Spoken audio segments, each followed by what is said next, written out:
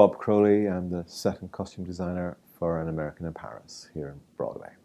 The show is set in post-war Paris. It's after the Nazi occupation. Three friends come together and fall in love with the same girl, and that's basically the story of the show. But behind all of that is this kind of panoply of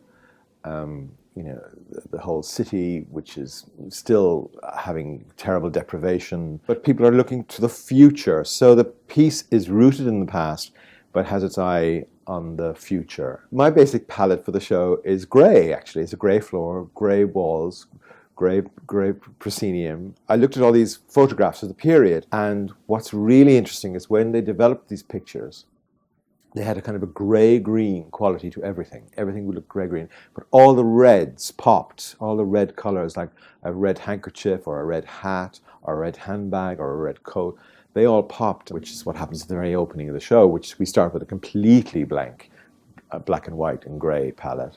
And suddenly you see Lise, the young girl that they all fall in love with, in a sort of a pale eau de Nil raincoat. The costumes have all been made in Paris, in couture houses. I mean, they are made in a French atelier, couture atelier. I mean, they're made by people who make costumes and clothes for lots of Parisian designers. So that was an incredible thrill from my point of view. With dance, as opposed to any other kind of form of theatre, you have to be able to empty the stage very, very quickly. There's nothing in the floor because that would injure a dancer. And because there's so much not just normal dance in this show, there's a lot of ballet in the show. People are on point in the show. It's quite different to any other musical I've ever designed.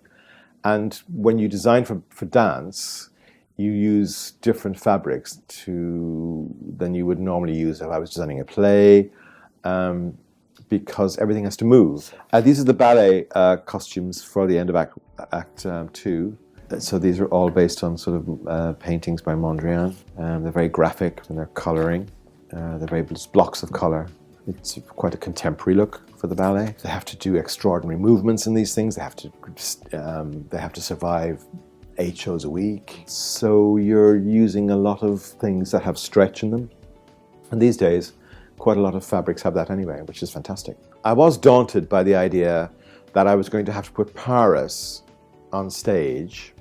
The kind of grandeur of Paris, that putting that on stage was quite something. And so I spent a lot of time just wandering the streets. I mean, I've taken iconic things like these beautiful, they're known as Morris columns, and they're those beautiful columns that are all dotted all over the city. I've never seen them anywhere else. I use these twice, both in a sequence on the streets of Paris, and then when we go to the department store, the Galerie Lafayette. So there's iconic things like that. We tried to keep the Eiffel Tower out of it as much as we could, because it's a cliche, but there's a reason things are cliches, because they're fabulous. The river was a huge thing. I had to put the river on stage, the River Seine on stage, and those fishing boats and things like that. Finding a stylized way of doing all of that, because it's, that's a constant in the city. We're looking at two things here. We're looking at this is the Châtelet proscenium here, which is this huge, enormous proscenium. Superimposed on top of it is the proscenium of the palace here in Times Square. And so you see both prosceniums simultaneously. This is the fantasy sequence. It is a Parisian fantasy of New York. So I've designed a series of prosceniums in perspective, all based on the Chrysler Building. So it's like this Art Deco fantasy, sort of Ziegfeld Follies sort of esque. There's a very famous photograph of the Louvre during the war, where they removed all the canvases from the frames, just in case the place just got bombed.